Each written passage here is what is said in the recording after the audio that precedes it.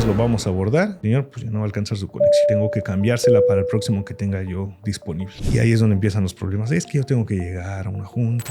Pues ¿qué hago? Poner tu cara, ni siquiera reírte. Ahí no te puedes reír. Te ríes y te estás burlando de mí. Entonces tienes que ser empático y decirle, ¿sabe qué, señor? Pues no tengo otra opción. No es lo mismo que tu vuelo que dura 40 minutos tenga prioridad para aterrizar en la Ciudad de México que uno que vuela 2 horas. Porque un avión que vuela 2 horas consume más combustible, le va a costar más trabajo. Entonces le dan preferencia en los slots. Por eso siempre el de la noche está demorado. Los vuelos de las 6, 7, 8 y 9 de la noche, todos los vuelos siempre van a estar demorados porque esas son las horas pesadas de tráfico en la Ciudad de México. ¿Saben qué? Que los tengo que mandar en el siguiente vuelo que yo tenga disponible. Bueno, pues el de mañana, el de las 6 de la mañana, no, ya lo tengo totalmente lleno, nada más tengo 5 lugares. ¿Y a quién le vas a dar esos 5 lugares? Y entonces empiezas a ver, no, pues estatus, pasajeros los de más alto nivel, titanio, platino, oro, plata y los que no. No diferente el trabajar en esas aerolíneas de bajo costo. Te daba miedo volar, ¿no? Aviones viejos y a ellos les iba peor porque tenían muchos problemas operacionales, muy pocos empleados. Como los vuelos eran muy baratos, no es por menospreciar, pero a veces tenían personas que no sabían ni siquiera que era un avión, pedían que les trataran como en el camión y pues las cosas no eran así, ¿no?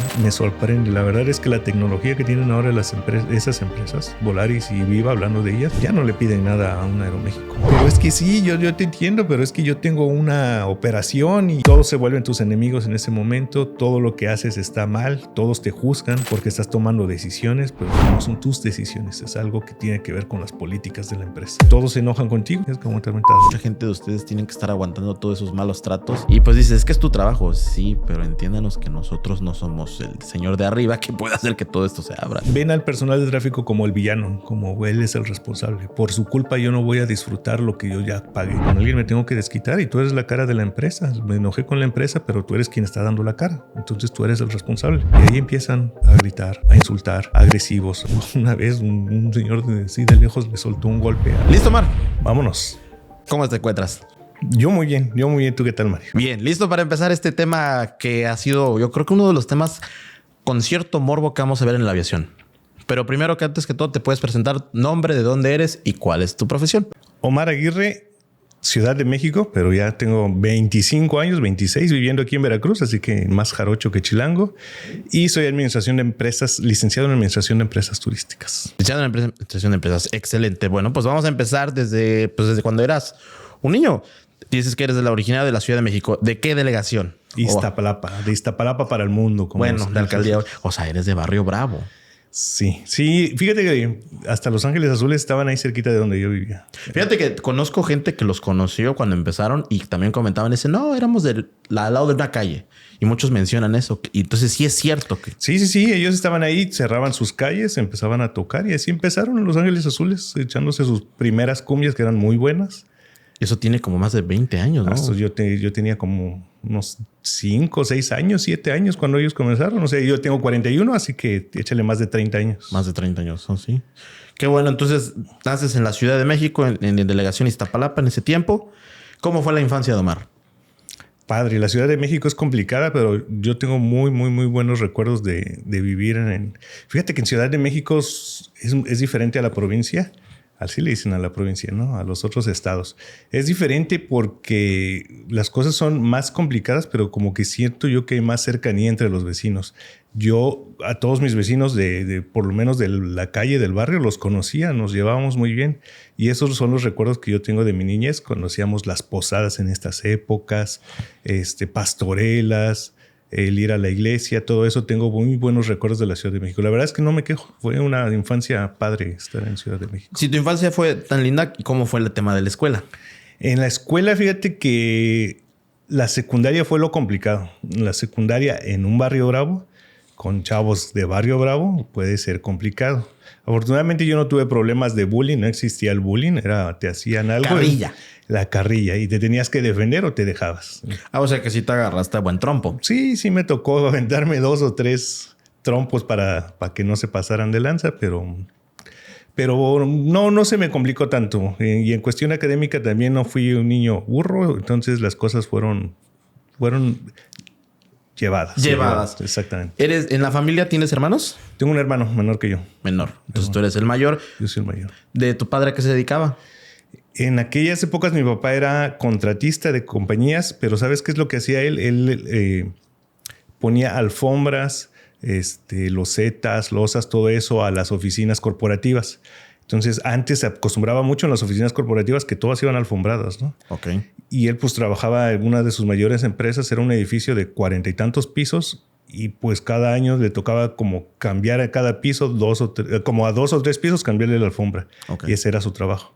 Entonces, pues afortunadamente chamba siempre había y ese era su trabajo de mi papá.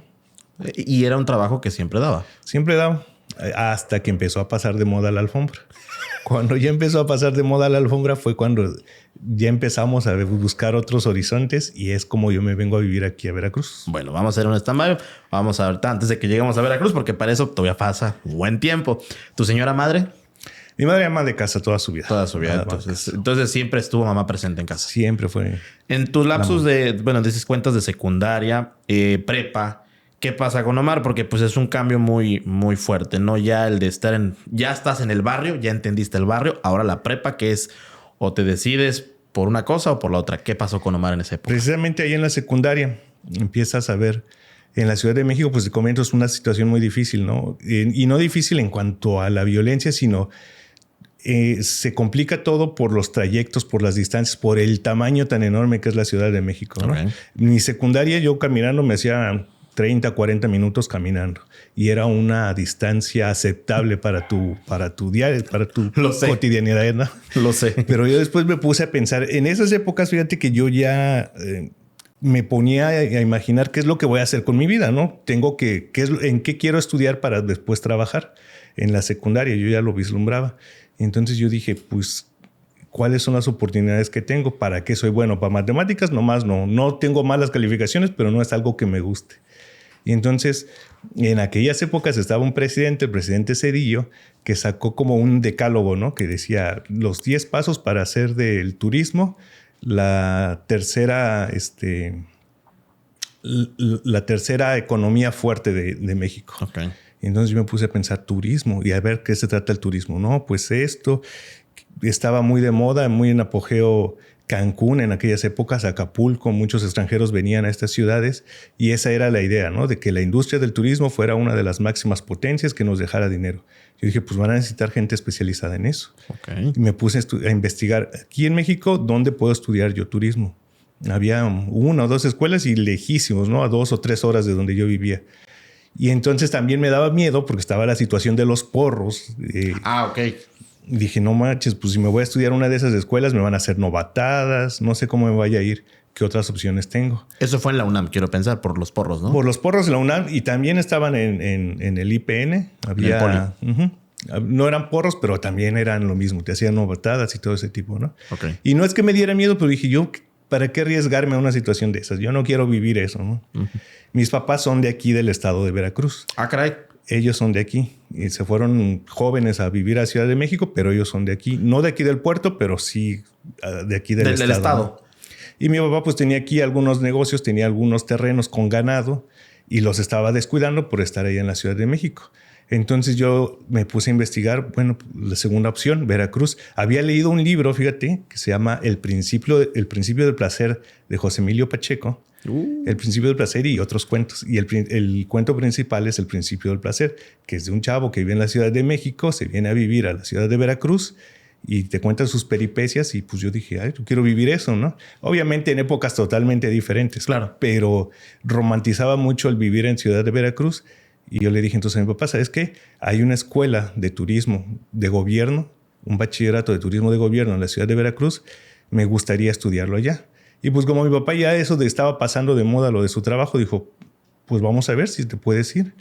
Y así fue la decisión bien rápido. ¿Sabes qué? Ya hablé con tu tío que vive ahí en el puerto. Dice que te puede aguantar en lo que nosotros arreglamos todo aquí. Vete tú para que empieces el bachillerato y ya luego te alcanzamos. Y así me vine para acá. ¿En qué año te viniste? Porque dices el Zedillo fue después del 94. En el 95 empecé yo el bachillerato. El 95. ¿Y cómo fue esa transición de, pues, tú naciste y creciste hasta cierta edad en Iztapalapa, en una de las barrios más, una de las zonas más conocidas, populares de la Ciudad de México, y cambias una ciudad de que antes eran 20 millones de habitantes, más o menos, o a lo mejor y cambias a una ciudad que ni medio millón de habitantes en ese momento. No, fue un cambio totalmente diferente. Vivir del frío al calor, la humedad, y porque si es un... O sea, vamos a ser sinceros, es un cambio muy fuerte. Es un cambio drástico. Lo primero fue lo bueno, la libertad. Yo nunca había sentido tanta libertad, así de poder salir a la calle y no tener miedo de que te fueran a asaltar, de no tener que estar viendo en las esquinas si estaba un grupo de chicos y todo eso. La libertad fue lo que más me gustó de acá. Pero pues también las cosas malas, ¿no? El calor para mí al principio era insoportable, me drenaba la energía. Te lo juro que yo llegaba de la escuela a dormir porque el calor me drenaba, me debilitaba. Y también en lo académico sí había una diferencia entre la escuela en Ciudad de México y la escuela aquí. El nivel académico en Ciudad de México era más alto, más exigente que el que había aquí. Me repercutió, pero aún así salimos ahí en el bachillerato. Llegaste entonces en el 95, una época donde Veracruz todavía era un pueblo, por así decirlo. Sí. Todavía se conocían entre todos. Sí. ¿Y a dónde llegas? Yo estudié en el Cebeti 79. Ok. Mis papás compraron la casa que está casi enfrente del Cebeti 79. La tenías fácil. La tenía fácil. Mi primera clase era a las 7 de la mañana. Yo llegaba a las 8 porque me quedaba dormido, ¿no? Todos los que vivimos cerca de la escuela lo hemos vivido. Así me pasaba. 7 de la mañana y nada más 5 minutos caminaba y ya estaba dentro de la escuela, ¿no? Ok. Entonces, llego a vivir aquí a Boca del Río y como tú dices, era de vivir en esa zona que ahora es céntrica, se puede considerar céntrica. En aquellas épocas eran las afueras, ¿no? Sí. Y la diversión máxima era después de las 6 de la tarde sacar tu silla y ver pasar a la gente afuera de la calle. Era lo que todos los vecinos hacían. Y pues a donde fueres, haz lo que vieres, ¿no? Donde todos lo hacen es en Alvarado. Todos lo siguen así, ¿no? Todos lo hacen, salen en la tarde, ahí están para tomar el fresco.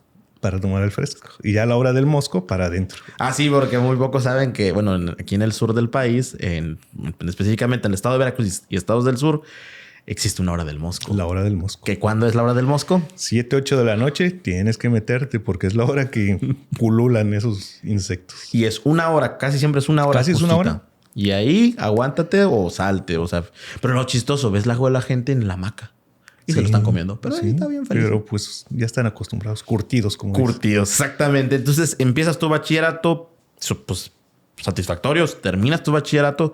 ¿Y qué pasa con Omar ya después de haber hecho un bachillerato con una especialidad en turismo? Sí, pues la especialidad de turismo aquí en las escuelas en las que yo he estudiado la manejan con 3 ramas fundamentales. Hotelería, restaurantes y bares, agencia de viajes. Son las 3 ramas como que las principales compañías en las que puedes desenvolverte si estudiaste turismo. Entonces me mandan a mí a prácticas y me voy a hacer prácticas de agencia de viajes. Ok. Porque hotelería dije, no es lo mío, es mucho trabajo y no es lo mío. Y restaurantes a bares es vivir en la pachanga, ¿no? Entonces... Tranquilo, buscabas algo tranquilo. Yo buscaba algo tranquilo, algo más, un poquito más satisfactorio. Y entonces, haciendo las prácticas, me gustan las agencias de viajes porque ya tenía la opción de escoger otra carrera. Pero dije, no, sí me gustan las empresas turísticas. Me meto a estudiar a la Universidad de Administración de Empresas Turísticas. Ok, aquí en el puerto. Aquí en el puerto. Y ahí hice mi carrera con las especialidades en Administración de Empresas Turísticas. El tema de la administración, muchos dicen, ay, ya todo el mundo quiere estudiar administración. Pero realmente sí es muy necesario una persona preparada en el tema. Y más en el tema turístico porque ya es un tema aparte, ¿no? O sea, no es algo de administración, sino también tienes que aprender idiomas, tienes que aprender pues ciertos tratos a otras culturas, cierto tipo de negociaciones distintas que es. ¿Estoy en lo correcto? Es una carrera completa, sí, es una carrera bastante completa porque no solamente es la administración. Y cuando tienes una especialidad como empresas turísticas, es administración, más las especialidades en este tipo de empresas, más aparte pues llevas finanzas, que es lo necesario para administrar bien, contabilidad. Y adicionalmente, pues tienes que estudiar idiomas porque vas a atender al turismo. Y el turismo, pues siempre buscas que sea un turismo extranjero, ¿no? Que es el que mejor pagan aquí en México. Que es el que más dividendos deja. Entonces, pues a nosotros nos facilitaban el poder estudiar una segunda o tercera lengua. Ahí yo estudié en la UV. Nos abrían el espacio para que pudiéramos estudiar en la USB, que es la escuela de idiomas de la UV. Atrás del campus Mocambo, ¿no? Atrás del campus Mocambo. Sí. Y entonces, pues ahí, inglés ya lo traía. Siempre, mi padre siempre nos dijo, el inglés es algo fundamental para ustedes. Y desde chicos nos enseñó, nos llevaba a clases de inglés. Y fíjate qué importante. Tu padre, a pesar de, bueno, de que él se dedicaba a otras cosas, él los fue preparando desde chicos. Y eso fue una ventaja en lo cual ahora te desempeñas. Es que, ¿sabes qué? Mi papá siempre tenía la idea de que con que tú tuvieras una carrera, ya con eso ibas a conseguir un buen empleo y ahí te vas a quedar toda la vida y vas a tener la posibilidad de tener una vida con tus hijos y llenarlo de todas las actitudes. Así eran en aquellos tiempos, Claro, ¿no? claro. Y pues eran pocas las personas que tenían carrera. Los que tenían carrera eran los que mejores puestos conseguían y esa fue la ideología. Entonces, con esa ideología creció mi papá y nos dijo, pues ustedes tienen que prepararse lo mejor que puedan. Mi papá fue un excelente deportista, fue un buen beisbolista. ¿Y tú? No nos dejaba jugar mi papá a nosotros. Ah, caray. No quería que jugáramos nosotros. Él nos decía, ustedes enfoquen todas sus energías para estar en su escuela, para aprender en sus materias y para el inglés. El deporte déjenlo para segundo plano porque eso no lo deja. A él no le dejó porque él no tuvo los recursos para poder seguir como beisbolista, que ese era su deporte, ¿no? Y fíjate que aquí en Veracruz mucho beisbolista. Aquí mucho beisbolista. Y en México consiguió muchos empleos porque hacía muchos conocidos de acuerdo a los deportes. Entonces, para él ese le funcionó. A él le funcionó el deporte, pero dijo, no, ustedes no pierdan el tiempo con los deportes. Si nos hubiéramos dedicado al deporte, a lo mejor hubiéramos hecho otra cosa. Pero bueno, él no se enfocó en eso. El hubiera no existe. Ya estás aquí. Ya estoy aquí y no me arrepiento. Qué bueno que pensaban de esa manera tus padres y qué bueno porque pues ahorita ya es algo, en los idiomas actualmente ya no es algo como un plus, ya es necesario. Es una necesidad ahora. Porque en tu tema, bueno, que estás en atención al cliente, si no tienes el idioma necesario internacionalmente más otro, es muy difícil que te contraten. No destacas. Puedes trabajarlo, pero no vas a ser alguien que destaque y las oportunidades no se te van a abrir. Es algo necesario. Entonces, ahí en donde yo estaba trabajando era un requisito indispensable para poder trabajar, el tener el idioma. Muy bien. Y entonces, ¿qué pasa con Omar? Terminas, pues haces tu universidad. ¿Trabajabas y estudiabas en ese momento? Sí, pues afortunadamente una de las exigencias de esa carrera es que tenías que hacer prácticas profesionales, pero las prácticas profesionales las tenías que hacer en cada una de las empresas, de estas 3 empresas que te digo. Tenías que hacer prácticas en hotelería, tienes que hacer prácticas en restaurantes y bares y prácticas en agencias de viajes. Ok. Entonces tenías que empezar a hacer tus prácticas como a mitad de la carrera. Ah, ok. Entonces, lo primero que yo hice fue hacer mis prácticas en hotel. Ok. Y ahí estuve trabajando con ellos y me dijeron, oye, Omar, ¿sabes qué? ¿Qué te parece? Ahorita necesitamos cubrir una vacante. ¿Qué te parece si te contratamos para la vacante y te liberamos al mismo tiempo tus prácticas? Y yo, pues encantado, ¿no? Estoy ganando de las 2 partes. Claro. Y ya empecé a trabajar ahí en la hotelería, en un hotel ahí enfrente de los portales, que se ponen sabrosos esos hoteles. Sí. Porque pues hay mucha fiesta, hay mucho barullo ahí en los portales. No sé, antes sí, actualmente pues sí sigue habiendo, porque es zona turística, es zona de interés, pero es que antes también no había tanto hotel en Veracruz. Antes no había tantos hoteles. Entonces toda la gente se iba al centro. Y no sé, en los 90 se empezó a desarrollar esta parte turística del lado de Boca del Río, ¿no? Sí. Antes no había tanto turismo para Boca del Río. O sea, lo máximo que teníamos era las plazas. Había hoteles muy bonitos, pero la gente no los ocupaba pues porque querían estar de este lado donde había la bulla jarocha, ¿no? Que era en el centro de Veracruz. Y pues se ponía sabroso ahí. Ya después empezaron a hacer más cosas en Boca del Río y ya se ha estado dividiendo el turismo. Algunos van para allá, algunos vienen para acá, pero sí, antes los principales hoteles o los más importantes eran los que estaban en el centro histórico de Veracruz. Es correcto. Sí, porque nada más aquí, bueno, destacar en dato histórico, solo estaba el Hotel Mocambo, que era el más importante en su momento. Era el más importante, exactamente. Que, bueno, es un tema Boca del Río, Veracruz, porque se separó, bueno, es un tema. ¿Qué sucede después? Entonces, Omar, estás trabajando, ya entras de lleno a trabajar y estudiando. ¿Qué pasa después de eso? La hotelería, te digo, no era lo mío. Era mucho trabajo y yo no lo veía tan turístico, ¿no? O sea, sí hay turismo, obviamente, pero no es algo a lo que yo decía, voy a conocer más personas o voy a conocer más culturas. No es algo que en realidad yo pensaba que me llenaba a mí. Y ahí mismo pues hice mis prácticas de restaurantes y bares en ese mismo hotel. Dije, pues ya, ¿para qué me sigo trabajando aquí? O sea, ¿terminaste la carrera ahí? Terminé, no, porque ya después vinieron las de agencia de viajes. Ok. Ahí en agencia de viajes ya tenía que ir a la agencia de viajes. Ahí no me contrataron, pero fui a una agencia de viajes y antes las cosas eran muy diferentes a como son ahora. ¿Sí? Fíjate que eso es muy importante porque mucha gente actualmente no sabe lo que es una agencia de viajes o nunca en su vida ha imaginado. Yo tengo un vago recuerdo, pues cuando era niño que ibas, hacías tu tour ahí, pero ¿podrías recordarnos cómo era una agencia de viajes antes? Que las agencias de viajes eran cosas especiales, especializadas precisamente para brindarte los servicios cuando tú querías viajar. Una agencia y aparte, pues no tenían la tecnología que había antes, ¿no? La agencia de viajes antes se dedicaba a hacer boletos de avión. Okay. A hacer viajes, paquetes para que las personas que quisieran vacacionar, pues ellos les armaban sus paquetes y otros servicios como rentas de autos y todo ese tipo de cuestiones, ¿no? Entonces, ¿cómo trabajaban las agencias de viajes? Yo recuerdo cuando yo llegué a la agencia de viajes era toda una odisea, ¿no? No es como ahora que te metes a la computadora y checas y dices, bueno, yo quiero viajar a París y te despliegan todos los vuelos que había, ¿no? Antes no, sí había globalizadores. Había hay unos programas que se llaman globalizadores. Los globalizadores son, es un programa donde todos los proveedores de aviones, de hoteles y todos meten ahí toda la información y ya tú la estás viendo en tiempo real para saber, no, pues en este vuelo tengo 5 lugares y cuánto me cuesta un lugar y esto. Ok, entonces aquí tengo un hotel y cuántas habitaciones tengo disponibles. Eso es lo que hacían los globalizadores antes. O lo siguen haciendo, ¿no? Así es como se trabajan las agencias de viajes. Pero antes era solamente veías la información, pero no podías ahí reservar o emitir tus boletos. Así que tenías un directorio enorme, una sección amarilla, pero sí, enorme, donde buscabas, ok, a ver, Aerocalifornia, número de teléfono, y le marcabas, oye, Aerocalifornia, estoy viendo que tienes 3 lugares, ¿te puedo tomar 2 de esos lugares? Ajá, déjame checar. Sí, mira, te va a costar tanto, vas a pagar impuestos tanto y tú lo anotabas todo, ¿no?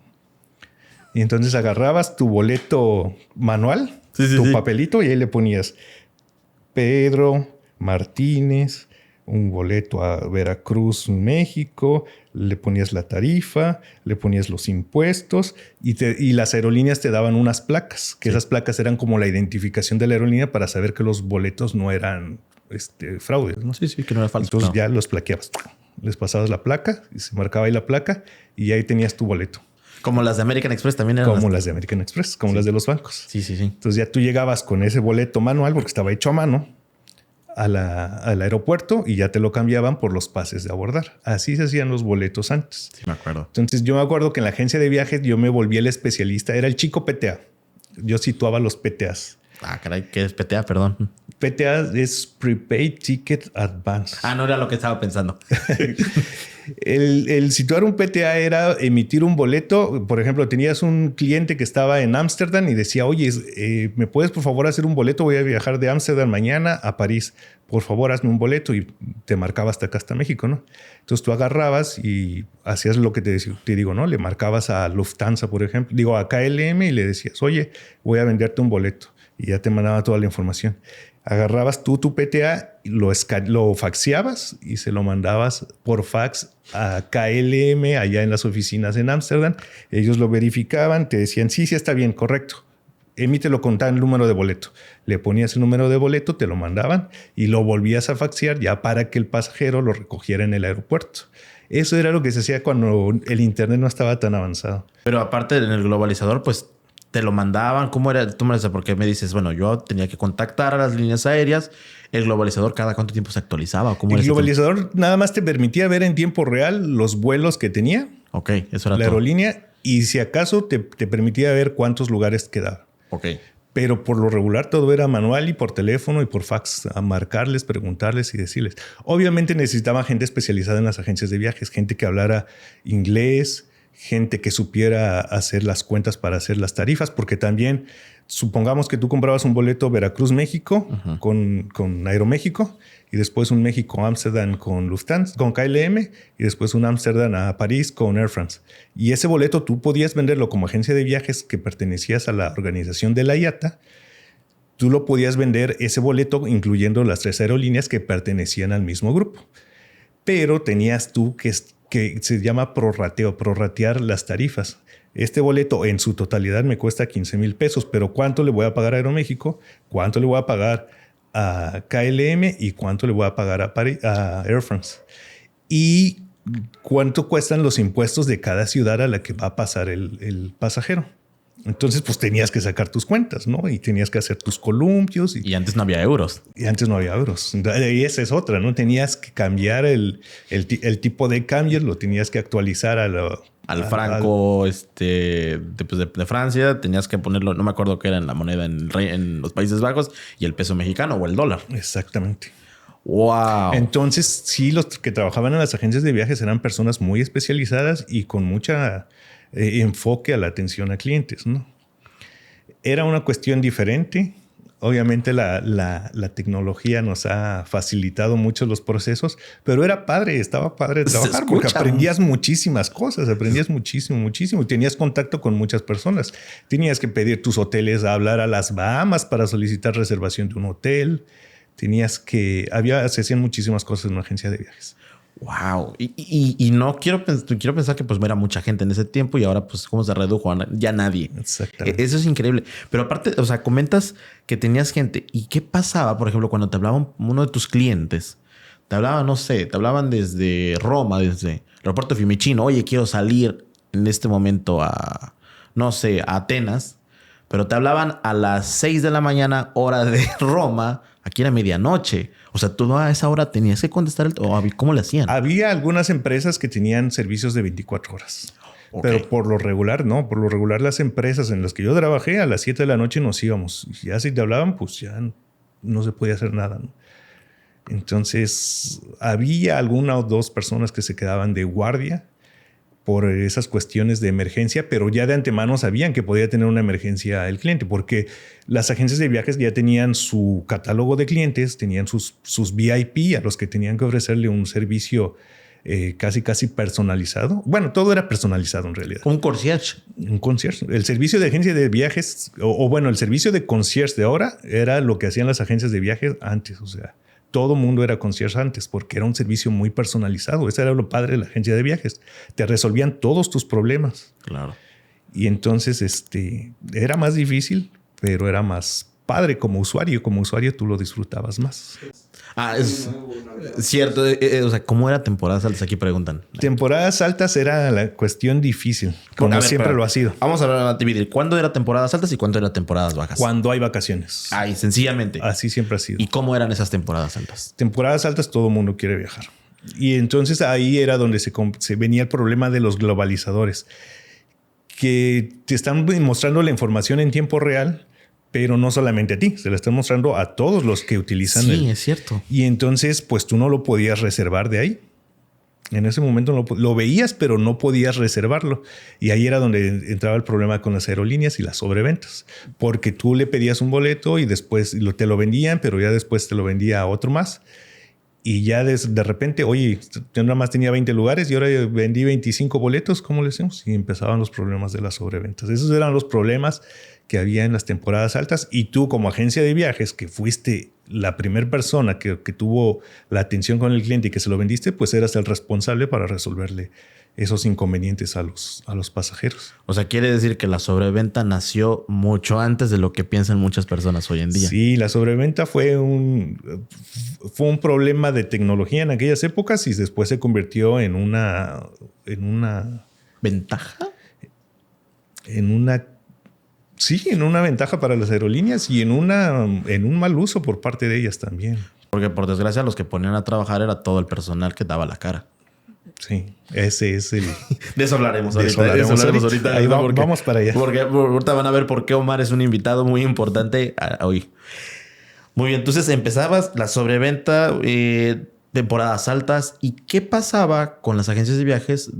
Digo, siempre yo creo que vendían, pero en temporadas bajas, porque pues hay época de vacas flacas y una época de vacas muy opuesta, ¿no? Las agencias de viajes, al menos en las que yo trabajaba, tenían una muy buena estrategia para esas épocas, que era vender viajes corporativos. Okay. O sea, le vendían a a empresas que necesitaban, que tenían muchos viajes. Por ejemplo, en mi empresa yo necesito que Raúl se capacite. Entonces, pues aquí no hay la capacitación, lo mando a Estados Unidos a que se capacite para allá. O necesito hacer una junta con un cliente en Roma, pues vamos a mandar a Angélica a que se vaya para allá. Entonces, esas eran las ventajas en las épocas de temporada baja para las agencias de viajes. Vendían los vuelos corporativos y de ahí es de donde obtenían ellos sus ganancias. Y antes, la mayoría de las aerolíneas o casi todas las aerolíneas ofrecían comisión por la venta de sus boletos. O sea, si te costaba 100 pesos un boleto, la aerolínea te daba 2 pesos por ese boleto, ¿no? Y de ahí vivían las agencias de viajes. Entonces, eso era su mayor fuerte de las agencias de viajes. ¿Qué pasa? Ya después cambian las cosas, cambian las reglas. Las aerolíneas empiezan a evolucionar los globalizadores. Los globalizadores, entonces, ya al principio nada más eran para ver la información en tiempo real, pero ya después tú podías interactuar con el globalizador y ya podías tú reservar directamente en el globalizador. Por ejemplo, yo voy a hacer una ensalada, ¿no? Necesito 2 peras, necesito un mango, necesito 3 plátanos y necesito una manzana. Y antes lo que hacían las agencias de viaje, ir a cada una de las tiendas, al que vendía los mangos, al que vendía las peras y el que vendía lo compraban todo, lo traían para acá, para su casa y ahí ya se preparaban su ensalada. Ahora con los globalizadores ya nada más tú los pedías y te llegaba todo directamente. Ya no era necesario que tú estuvieras marcándole o yendo a cada uno de las proveedores para que te surtieran. Tú ya te podías surtir automáticamente y descontaban en ese momento los productos que tenía el proveedor. Entonces, con esta evolución, las aerolíneas dijeron, pues ya para qué necesitamos nosotros agencias de viajes si nosotros podemos poner un sistema que sea nuestro propio y nosotros vendemos los boletos y ya no le pagamos la comisión a ellos. Y entonces ahí empieza un declive con las agencias de viajes, porque ya no ganaban las comisiones. Entonces tuvieron que hacer otras estrategias como cobrar cargos por servicios. O sea, yo te puedo armar tu viaje, pero te voy a cobrar 50 pesos por cada viaje que yo te cobre. Pero pues esto empezó a disminuir el número de personas, aumenta la tecnología, disminuye el número de personas y empieza pues a escasear el trabajo, ¿no? Se convierte más fácil hacer todo el trabajo, por lo tanto necesitas menos gente especializada y puedes prescindir de muchos de ellos. ¿Cuánto tiempo fue? ¿Tú empezaste en el 95? Cuando yo empecé a trabajar con las agencias de viajes fue por ahí del 2005 más o menos. 2005. ¿Hasta qué tiempo estuviste? ¿Hasta qué año estuviste trabajando ahí? En la agencia de viajes estuve como 3 años, nada más. Y fíjate, en 3 años, ¿cuánto no te tocó ver? De todas esas experiencias que tuviste, ¿cuál fue de las que tú decías, wow? O sea, porque has de decir, qué emocionante hacer trabajar. Tiene su lado, por lo que veo, tiene su lado. Pero que era, porque muchos me comentaban, muchas personas grandes, es que antes era lo emocionante, que ibas a la agencia y empezabas a imaginarte todo lo que ibas a armar. Hoy en día, pues ya nada más le pones tour tal y ya te lo da todo. Sí. Pero ¿cómo era esa experiencia de estar a la persona? Porque tenías que venderle. Sí, claro. No, era todo folletería, libros, paquetes. Llegaban las personas y me decían, ¿sabes qué? Que quiero ir a París, pero no sé, no conozco París. ¿Cómo es París? Pues yo tampoco lo conozco, no he ido, ¿no? Pero aquí tengo mi libro y empezabas a sacar los libros. Mira, te puedo hacer este paquete, pasas por el río Sena, pasas... Y afortunadamente mis primeros jefes eran unos señores ya grandes que habían conocido todo el mundo. Y ellos se sentaban con nosotros, era su tipo de capacitación, a contarnos las aventuras que vivían. Fíjate que cuando anduve allá en París... Y si te metes por el Rue de Palace, te das vuelta a la izquierda y ahí te venden unos panes bien ricos. Y entonces tú te empezabas a imaginar todo eso. Pero no solamente eso. Lo bueno y lo padre de trabajar a veces en las agencias de viajes, habían unos viajes que se llamaban fan trips. Los fan trips eran viajes de familiarización. Los hoteles querían promover sus servicios, ¿no? Y decían, oye, quiero que vendas mi hotel. Y para que tú vendas mi hotel, pues lo tienes que conocer. Así que, ¿sabes qué? Te voy a dar 2 noches para que te vayas a Panamá, conozcas el hotel y cuando regreses, por favor, ofrece mi hotel. Y entonces eso era lo padre, ¿no? Porque estabas tú ahí y de repente, ¿sabes qué? Oye, salió un fan trip, ¿te quieres echar unos 2 días allá en Bogotá? Nada más te doy a 50% de descuento el boleto y lánzate para allá. Y pues vámonos a Bogotá. Wow. Y eran padres esos farm trips. Había en todos lados. Inauguraban un hotel. A todas las agencias de viajes les mandaban como que el farm trip para que lo conocieran. Entonces, pues ya tú empezabas a hacer experiencia, empezabas a saber cómo armar, cómo vender y a interactuar mucho con... Eso es algo que me ha gustado mucho, interactuar con las personas, ¿no? Que ese es un tema. Ese es un tema. Ahí hay personas... Hay que tener paciencia, hay que tener mucha paciencia. Hígado. Y convencimiento. Sí, es cierto. No lo podemos negar. Sí. Entonces, estuviste en la agencia... ¿cuánto tiempo dices que 3 años? 3 años. ¿Y qué pasa con Omar? Porque pues estar en una agencia, pues creo que es el declive de las agencias, se empieza a acabar el trabajo. ¿Y qué pasa? ¿Qué sigue con Omar ahí? Bueno, en esa agencia de viajes en la que yo trabajaba, ellos tenían una franquicia de Mexicana de Aviación, de venta de boletos de Mexicana de Aviación. En paz descanse. En paz descanse. Le vendían a Comisión Federal de Electricidad sus viajes. Y entonces había o hay todavía algunos, unas empresas ponen implant dentro de otras empresas. Un implant es un módulo de la compañía que le trabaja a la otra compañía. O sea, había un implant de Mexicana dentro de las instalaciones de Comisión Federal de Electricidad que le vendía los boletos a Comisión Federal de Electricidad. Entonces me mandaron a mí para trabajar en ese implante Mexicana y era lo que yo me empecé a dedicar por un tiempo. Yo les hacía los boletos a las personas que necesitaban hacer sus viajes por parte de la empresa. Okay. Entonces estuve ahí y así fue como empecé yo más o menos a irme metiendo a esto de la aviación. Sí, porque ahí empieza tu inmersión a la aviación. Exactamente, ahí empieza mi inmersión a la aviación. ¿Eso en qué año fue? Eso ya fue en el 2007, 2008 más o menos. Ya había cambiado muchas cosas de la aviación porque no sé si tú te acuerdes, dentro de los viajes que hiciste, que antes las líneas aéreas, hasta en los vuelos nacionales, por ejemplo, te daban pollo, pasta y eso, era muy distinto. No, antes era la industria del jet set. O sea, eran solo pocas personas se podrían permitir ese lujo. Eso de lujo. Y ese lujo significaba que te trataban como un rey arriba del avión, porque te ofrecían alimentos, te ofrecían bebidas alcohólicas. Había aviones hasta en los que se podía fumar. Si tú eras una persona que fumaba, había aviones en los que se permitía fumar. En la parte de atrás, en claro. La parte de atrás. Era todo un lujo viajar en los aviones. Todavía te tocó esa época. Muy poquito al final. Muy poco, muy poco. Sí me tocaron como 2 viajes así. Y y eran muy padres, la verdad. O sea... Wow. Entonces entras a Mexicana y ¿qué pasa? Bueno, entras a esa división, ¿no? Para Mexicana de Aviación. Entro Mexicana de Aviación, pero ya empieza...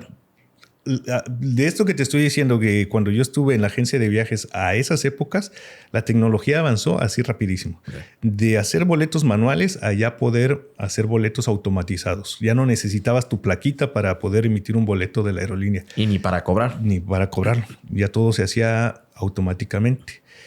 Aún así, todo era físico, ¿no? Tú necesitabas tener tus cupones, llevarlos hasta el aeropuerto y cambiar tus cupones por tus pases de abordar. Hasta esa época de Mexicana. Pero de repente se viene una evolución tecnológica increíble. Los globalizadores ya no eran exclusivos solamente de las empresas que trabajaban, de las empresas turísticas, de las agencias de viajes, de las aerolíneas. Ya incluso con el desarrollo del Internet, esos globalizadores ya estaban en el Internet. Entonces ya mucha gente ya no necesitaba las agencias de viajes. Ellos podían hacer sus propios viajes, ellos podían pagar sus propios boletos y presentarse ya con sus boletos en el aeropuerto. Y entonces, ahí en donde yo estaba en el implant, pues dicen, ¿sabes qué? Pues ya no necesito que estés aquí directamente porque ya vamos a centralizar todo en una sola, en Ciudad de México, y desde ahí todos los boletos los vamos a mandar al resto de la República. Y ahí se acabó mi trabajo, se acabó el implant de Mexicana y dejé de trabajar ahí. Y ahí estuve como un año y medio sin trabajar, porque toda la experiencia que yo tenía siempre había sido en agencia de viajes y en ese tipo de cosas, ¿no? Y pues ya las agencias de viajes estaban en declive. Okay. Y entonces yo dije, bueno, ¿y ahora qué hago? ¿Y qué pasó? Y pues dije, no sé, estaba desesperado y agarré y me puse a leer el periódico y de repente empieza Mexicana también a tener problemas, ¿no? Y entonces estoy leyendo el periódico y hay un anuncio de Aeromar que iban a abrir la estación en Veracruz. También en paz descanse. Que también en paz descanse. Aeromar abrió su estación en Veracruz porque fue el declive de Mexicana. Mexicana tenía como, en aquella época en lo que yo entré, tenía como 7 vuelos diarios a México. Okay. Y manejaban un volumen impresionante de pasajeros Sí, me acuerdo. que llevaban a México. Y solamente la única que quedaba era la aerolínea que nos une, Aeroméxico, ¿no? Pero Aeroméxico nada más tenía como 5 vuelos, entonces no iba a darse abasto con todas las personas que necesitaban viajar. Y entonces Aeromar vio la oportunidad y dijo, pues vámonos a Veracruz, vamos a poner 3 vuelos diarios y vamos a cubrir parte de la demanda. Okay. Y entonces empezaron a contratar. Y fíjate que es curioso porque antes, a menos en aquellas épocas que yo empecé a trabajar en el aeropuerto, era muy difícil entrar a trabajar en el aeropuerto. ¿Por qué era muy difícil? Todos eran familiares ahí. Okay. En el aeropuerto todos eran familia. Es que lo habíamos platicado alguna vez y tú sabrás qué personaje lo platicamos. Si no conoces a alguien del medio, es muy raro. Es muy difícil trabajar. O sea, porque pues mi tío trabajaba en aquella aerolínea y mi papá trabajaba en esta aerolínea y entre ellos mismos se casaban y recomendaban a sus propios parientes. Entonces todo el mundo era pariente ahí.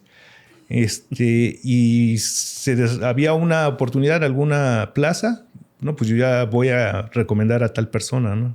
Entonces era una comunidad que era muy familiar, entre todos se conocían, entre todos sabían cómo estaba la situación. Y pues de entrar a trabajar en el aeropuerto era complicado, pero como Aeromar era una empresa nueva y no muchos sabían, empezaron a hacer entrevistas y pues fueron muchos ex mexicanos, ¿no? Muchos ex mexicanos que se quedaron sin trabajo porque se fue a Mexicana, fueron ahí. Entonces yo dije, yo no tengo ninguna oportunidad. Yo nunca he trabajado en un aeropuerto, yo no he trabajado en aerolíneas. Y todos vienen aquí recomendados, es muy difícil que yo entre. Pero me hicieron la entrevista y me preguntaron, ¿has trabajado con globalizadores? Sí, pues ¿qué globalizador trabajaste? Hay uno, el más famosillo de este lado del mundo, es Sabre. Les dije, sí, pues yo trabajé con el Sabre. ¿Has trabajado con Sabre? Sí. ¿Has trabajado Sabre gráfico? No, Sabre nativo. ¿Cómo Sabre nativo? Sí, pues yo hacía todo a mano. Ah, no, pues tienes experiencia. Ok, me parece muy bien. Y entro a trabajar a Aeromar. Y fue una época difícil trabajar en Aeromar porque te digo, el nivel de volumen se quedaron muchas personas varadas en Veracruz que necesitaban viajar y no fueron 3 vuelos los que abrió Aeromar, fueron 5. Entonces yo me aventaba como 3 vuelos diarios, yo solo, que tenía que documentarlos, que tenía que abordarlos, que tenía que hacer de todo en esa empresa. Nada más éramos pocas personas las que empezamos en la estación. Y ahí fue donde agarré experiencia con Aeromar.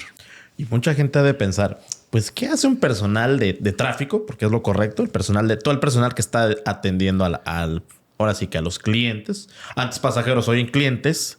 Porque no sé por qué cambiaron eso, pero bueno. Se le llama tráfico. Y todas esas personas, pues, muchos de ellos tienen conocimiento de aviación, algunos no. Pero ¿cómo es esa experiencia? Porque, pues, dices, yo no conozco la aviación, no soy un mogul, ahora voy a entrar a esto. ¿Cómo fue tu transición a pues, este medio? Porque aquí es donde lo importante del podcast. ¿Por qué está Omar? Porque él te va a hablarnos de lo que es las personas de atención a clientes en la línea aérea. Entonces, ¿cómo fue esa transición de ser un mogul a entrar a este medio? Sí, no, yo conocía todo por afuera, ¿no? Yo sabía que los aviones viajaban y que llevaban pasajeros y que les había costado el boleto tanto, pero yo no sabía nada de operación. Mi trabajo era administrativo. Claro. Me convierto en un trabajador operacional. Operacional es que ya te tienes que involucrar para que todo el proceso salga bien. Entonces, pues me contrataron, pero no me dieron ni una capacitación así rápida, ¿no?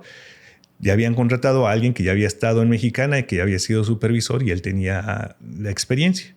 Y me dijo, oye, ¿sabes utilizar Sabre? Sí. ¿Sabes documentar? Pues no.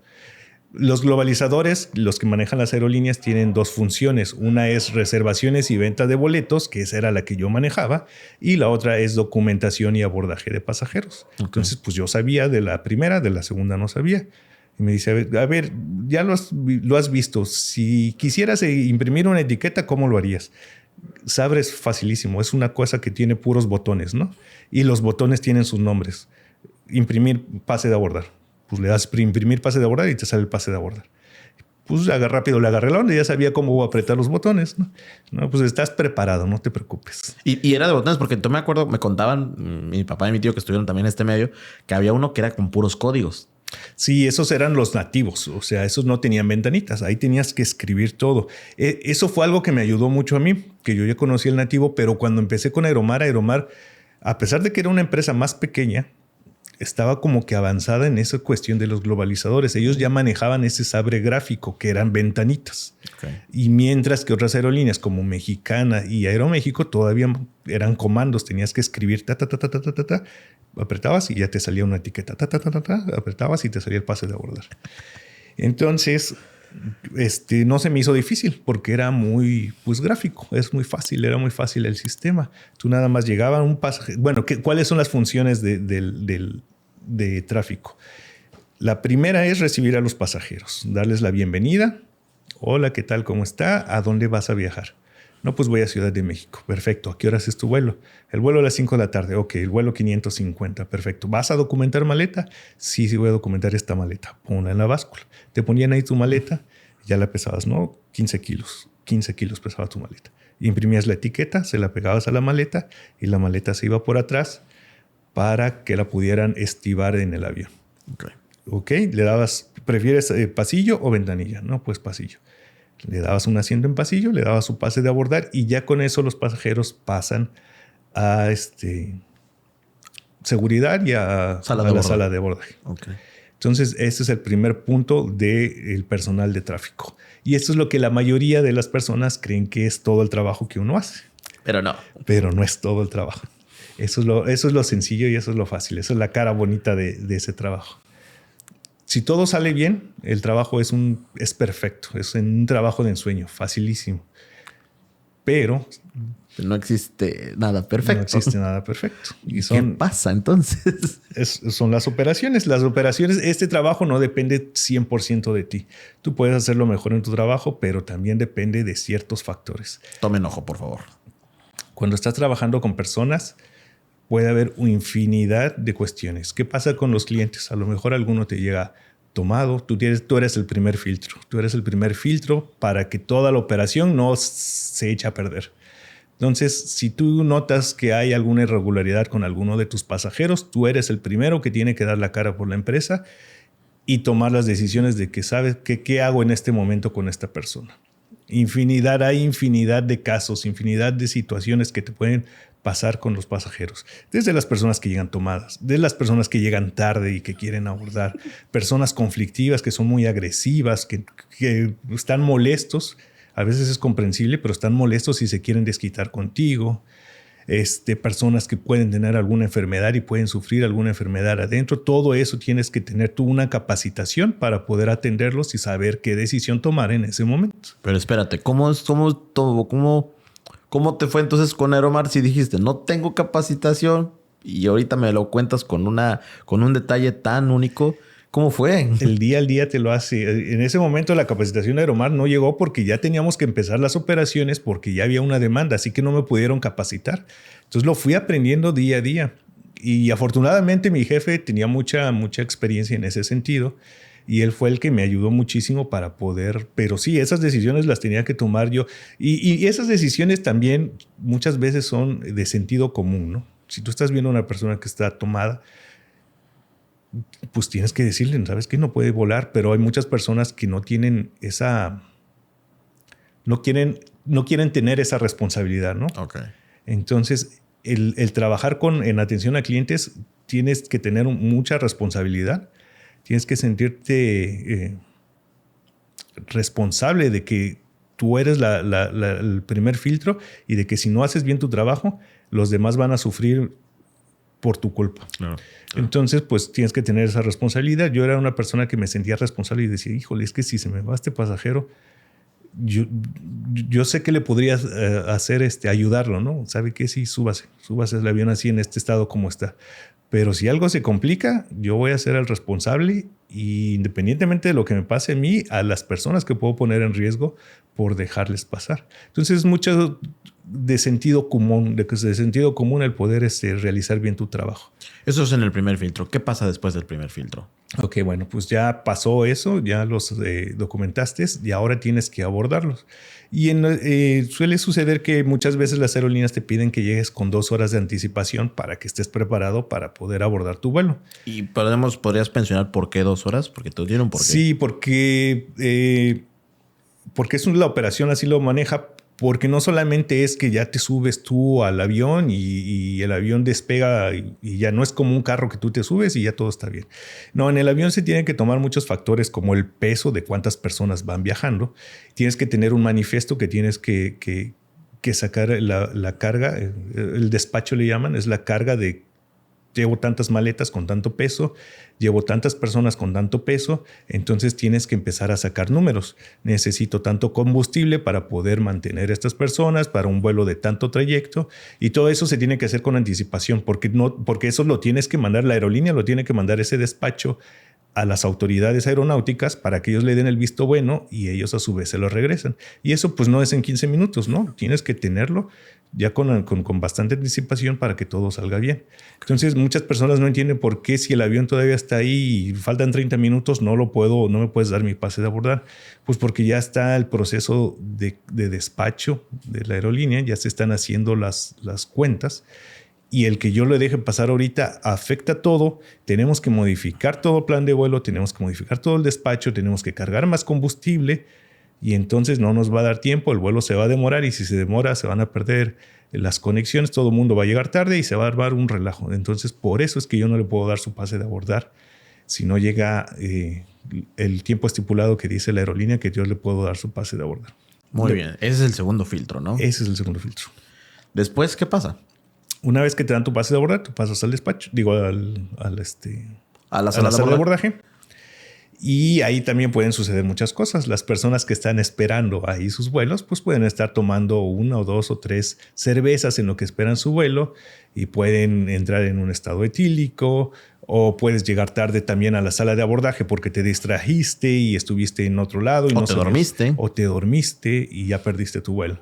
Y ahí es donde nosotros tenemos que estar pendientes de que la persona no venga tomada, de que si hace falta alguien, pues poder vocearlo para que se presente, de que si no se presenta tenemos que modificar el despacho para que, decirles a los oficiales de operaciones que modifiquen su despacho porque ya no se presentó tal persona.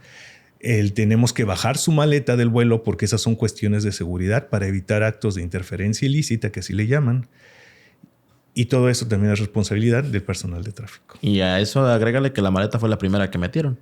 Exactamente. Supongamos que llegó el pasajero 3 horas antes y ya no se presentó y es la primera que subieron. Encima están todas las demás y ahora tienes que buscarla, bajarla y todo eso. El trabajo de tráfico es un trabajo estresante en el momento de la operación porque manejas tiempos, porque todo se tiene que hacer en determinado tiempo. Más o menos promedio, ¿cuánto era el tiempo de abordaje de una ATR cuando empezaste en Aeromar? De una ATR eran... En Aeromar, pues. En Aeromar, el ATR, eso era lo padre de Aeromar y eso por eso me gustaba. Sus tiempos eran mucho más amigables con el trabajo. Entonces teníamos hasta 50 minutos para estivar una ATR, para sacar el despacho y todo. Y en aquellas épocas el despacho lo hacían manual. Entonces estaba más padre porque... El despacho lo hacían ahí mientras estaban abordando todos los pasajeros y te daba tiempo para que hasta en 20 minutos antes pudiera pasar un pasajero a abordar. Podían modificarlo en ese momento el despacho manualmente. Ese era lo padre con Aeromar. Aeromar era como que más amigable en ese sentido. Aparte eran 48 pasajeros, 42. Eran poquitos. Eran pocos pasajeros. Entonces una persona lo documentaba y una persona los abordaba y sin problema. Eso es en el caso del abordaje. Pero ¿qué pasaba después? En el caso de la llegada. Porque también tienes que recibir tu vuelo, obviamente. El recibir el vuelo es que tienes que estar presente en el momento de que los pasajeros van desembarcando del avión porque estás en un área donde pueden haber muchos peligros. Okay. Entonces tienes que estar pendiente de que los pasajeros al momento de su desembarque vayan cumpliendo con lo que se les pide. Tienes que estar presente de que se vayan por la salida que tienen que salir, que no vayan con sus aparatos electrónicos porque pueden afectar la instrumentación de los aviones. el estar pendiente para poder entregarles, si es que tienes que entregarles sus maletas, que no dejen nada a bordo, todo eso. Y tienes que coordinar también con la tripulación a qué horas vas a volver a qué horas los vas a abordar y todo eso. Entonces, ese también es un trabajo que hace el personal de tráfico en esos momentos. Aparte de ello, traes perritos, traes gente en silla de ruedas. Las sillas de ruedas, bajar a las sillas de ruedas, personas que no pueden caminar, no pueden bajar por sí solas, tú tienes que bajarlas por ellas en las sillas pasilleras que se le llaman, bajarlas del avión y llevarlas hasta la silla de ruedas normal para que ellos ya se puedan desplazar. Y eso en un tiempo de menos de 50 minutos. Eso en un tiempo de menos de 50 minutos. Y mucha gente de pensar, ellos se hacen tontos, ¿no?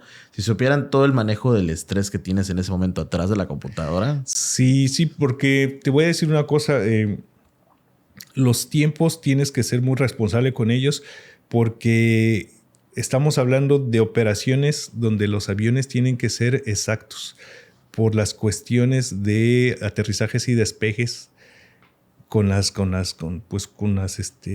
autoridades. Por los slots. Por los slots, sobre todo en aeropuertos como Ciudad de México, que aquí desafortunadamente en México ese es uno de los problemas que tenemos. Está muy centralizada la aviación. Todo tiene que pasar por Ciudad de México y eso complica muchísimas las cosas. Ahora ya se han abierto más rutas regionales. Pero en tu tiempo, cuando estuviste en Aeromar, era así. Era así. Todo era Ciudad de México. Si querías volar a Guadalajara, no había un vuelo Veracruz-Guadalajara. Tenías que ir a Ciudad de México y de México a Ciudad de Guadalajara. Si tu vuelo se demoraba aquí 5 minutos, era muy probable que la conexión del pasajero que iba a Guadalajara ya no iba a llegar. Y entonces ahí empezaban los problemas. Que te digo, si todo saliera bien, era un trabajo hermoso, pero había muchos problemas de ese sentido, donde ya implicaba hacer más de lo que tenías que hacer si las cosas no salían bien. Eso que dices, bueno, todo es perfecto hasta que pasa a lo contrario, lo que no es perfecto, que no hay nada perfecto, que estamos hablando de que pues se demoró.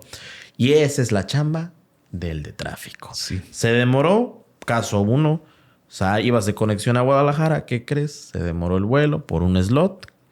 Ya no llegaste a tu conexión. ¿Y qué crees? Desde aquí de Veracruz le tienes que informar que ya no vas a llegar a tu conexión, que era la última, y te tienes que quedar en México. Ahí es donde se complica la cosa. ¿Qué pasaba ahí? Tú eres el responsable. El primer punto de salida, eres el responsable de que de que el pasajero llegue a su lugar de destino sin problemas. Entonces, ¿qué pasaba con los pasajeros que se demoraba su vuelo y ya no lo alcanzaban? Para empezar, tienes que ver por qué se demoró el vuelo. Es una responsabilidad de la aerolínea, no pasa nada. La aerolínea te va a conseguir el próximo vuelo. Eso siempre te va a conseguir el próximo vuelo en el que te pueda poner para que llegues a tu destino. Pero si es responsabilidad de la aerolínea, te va a ofrecer todo lo que necesites en lo que esperas tu siguiente vuelo, que es alimentos si son más de 2 horas. Si no es el mismo día, te va a ofrecer hospedaje y el transporte para que llegues hasta tu hotel, descanses y lo tomes el día de mañana. Ahí todo sale bien, ¿no? Ahí están, las personas dicen, bueno, pues ya que, ya no hay otra solución. Pero ¿y si no es responsabilidad de la aerolínea? Como por ejemplo el tráfico aéreo en la Ciudad de México. Las aerolíneas dicen, no, pues yo aquí tengo mi avión y yo lo quiero sacar ahora, pero no me están autorizando la salida a tiempo, así que pues el vuelo se va a demorar, no es mi culpa. Ok, no es tu culpa. ¿Y entonces cómo vas a ayudar? No, pues no te preocupes, yo te doy tu vuelo para mañana. Sí, pero ¿y yo cómo pago mi hospedaje? No tengo dinero. Y ahí es donde empiezan los problemas con los agentes de tráfico. Porque es que yo te estoy pagando y tú me tienes que llevar y es que tú eres el responsable y tú le tienes que explicar y las personas están enojadas y las comprendes, ¿no? Oye, sí es cierto. O sea, yo sé que te estamos poniendo en un aprieto, pero pues yo tengo las manos atadas. Yo no te puedo ayudar para darte lo que tú necesitas. Y esos son los principales problemas. Ahí es donde todo tu trabajo hermoso deja de ser hermoso y se convierte en una pesadilla. Y eso que no jamás es un pasajero. Eso es hipotéticamente hablando con uno. Porque a veces sucede con todo el avión. Sí. Y es un caos. ¿Cómo fue tu interacción? Porque, bueno, tienes experiencia en atención al cliente en ese momento, pero ¿cómo fue tu interacción ya estando pues ahora sí que en frente de batalla con un pasajero enojado tu primera vez? No. La primera vez me tocó. Aeromar afortunadamente no tenía tantas conexiones y eran aviones muy nobles, eran aviones antiguos, pero los ATR son unos aviones bonitos, chambeadores de batalla. Entonces había pocos problemas. Pero mi primera situación fea fue una demora de mantenimiento y pues los ATRs, las refacciones tampoco no son muy... Pues muy fácil de obtener, sí, porque pues son franceses. Esa demora fueron 8 horas. 8 horas con un vuelo de 55 personas. Y entonces, pues ¿ahora qué hago? No tengo nada que ofrecerles. No los puedo mandar con otra aerolínea. No había otra aerolínea. No tenemos otro avión que venga a rescatarlos. Tienen que reparar este avión y hasta que este avión se repare, pues tienen que salir. Sí, pero yo tengo una junta a las 3 de la tarde y yo tengo que estar allá con mis papás y yo tengo una conexión ¿y ahora qué hago? Y le dije a mi jefe, ¿y ahora qué hacemos? Nada, tenemos que convencerlos de que se esperen hasta que salga el avión. No, hombre, fue una pesadilla eso. Fue mi primer evento caótico y tuve que aguantar mentadas de madre, amenazas. Hubo un señor que me quería golpear porque decía que yo era el responsable. Es que cuando mi carro se descompone, pido un taxi y viene el taxi por mí y me lleva. Señor, ¿cómo voy a pedir un avión? Esto no es un carro.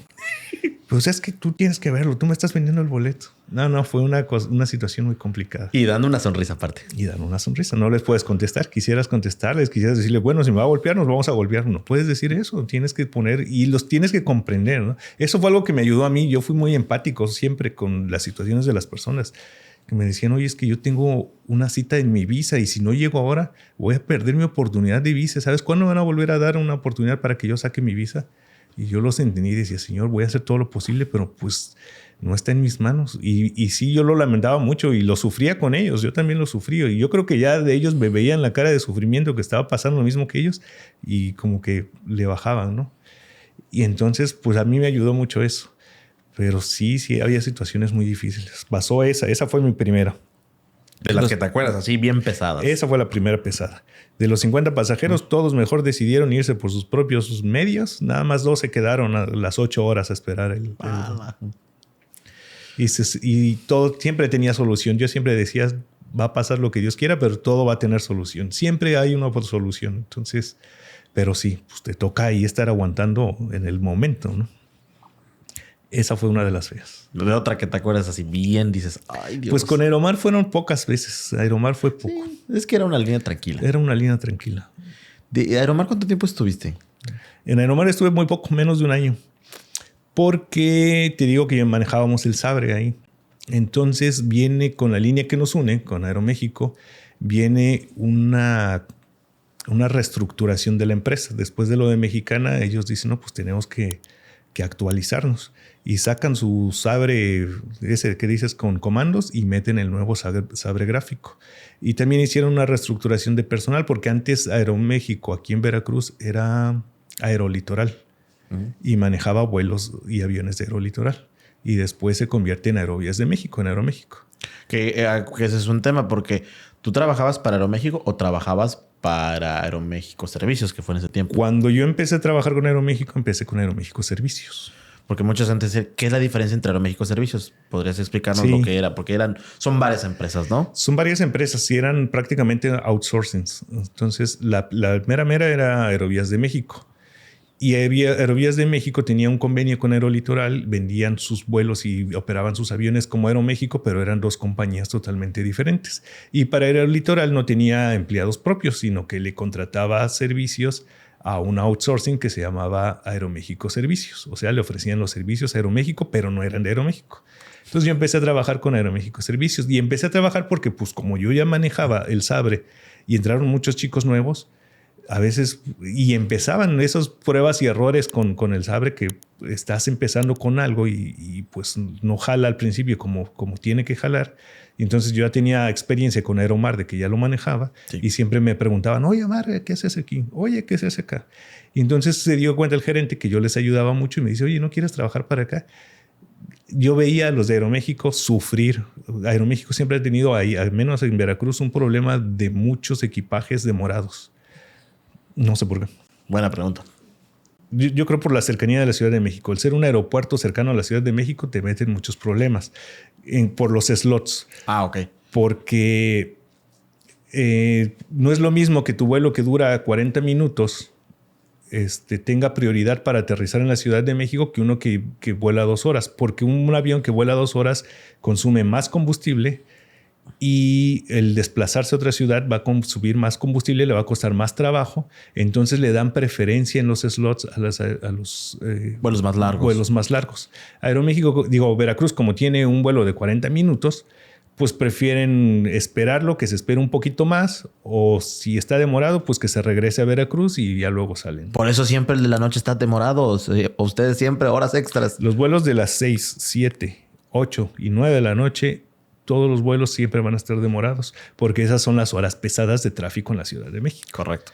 Y son los que les dan preferencia a vuelos internacionales, a vuelos de 2 horas o más, y ya a lo último, a las que están cercanos. Siempre van a estar esos vuelos demorados de Aeroméxico a esas horas. Wow. Entonces, por esas cuestiones también las maletas no llegaban. Ponle que tú tienes una conexión de 30 minutos y tu vuelo ya se demoró 10 minutos, te quedan 20. Entonces, allá en Ciudad de México, el de tráfico te dice, señor, el vuelo ya lo están abordando, pero si usted corre como Flash, posiblemente se suba en su avión. Y entonces le corres y te subiste al avión, alcanzaste la fortuna de subirte al avión. Pero y tu maleta que necesita 40 minutos de trasladarse de una puerta a la otra puerta, pues ya no llegó. Entonces Aeroméxico, cuando yo estaba en Aeromar, yo veía sufrir a los chicos porque de un vuelo había como 20 pasajeros que no tenían maleta, ¿no? Y gritándoles, es que mi maleta, es que traigo medicamentos. Y yo decía, ¿yo para qué quiero meterme en esos problemas? Entonces, yo aquí estoy bien en Aeromar. En Aeromar eran esos vuelos que todavía eran medio lujosos. Te ofrecían bebidas alcohólicas, refrescos, cervezas, pero ¿sabes qué también ofrecían? En todos los vuelos subían sándwiches. Sí, es cierto. Sándwiches, totis y café de la parroquia. Y café de la parroquia. Bueno, esos sándwiches, ese se le llama comisariato a eso. Esos sándwiches eran como 40 lugares en el avión. Venían 40 sándwiches para ofrecérselos a los pasajeros a bordo. Y aparte venían otros 40 sándwiches para los pasajeros que regresaban. Y de esos 40 nada más llegaban 10 pasajeros. Entonces quedaban 30 sándwiches. Y esos 30 sándwiches ya no los podíamos regresar porque ya había sándwiches para los que regresaban. Entonces, ¿qué hacíamos? Pues los teníamos que bajar ahí. Y entonces, pues no los iba a tirar. Yo nunca he desperdiciado comida. Esa fue mi alimentación durante el año que trabajé en Aeromar. Y totis. Y totis. Entonces viví del comisariato. Entonces yo estaba bien feliz en Aeromar porque me daba trabajo y me daba comida, ¿no? ¿Y para qué quería problemas yo en Aeroméxico? Me ofrecieron trabajo en Aeroméxico y me dijeron, vente para acá. Yo, nada, ¿por qué me voy a Aeroméxico? Pero ya después cuando me dijeron, no, pues es que acá vas a ganar esto y acá ganas esto, pues era como el doble, era un poquito más del doble de lo que ganaban en Pero Aeromar. sin comida. Pero era dinero. Era dinero. Ok. Y me fui para Aeroméxico. Y te fuiste a la línea del Caballero de Aire. Es correcto. ¿Y cómo es esa transición de una aerolínea pues pequeña realmente Era pequeño a un monstruo?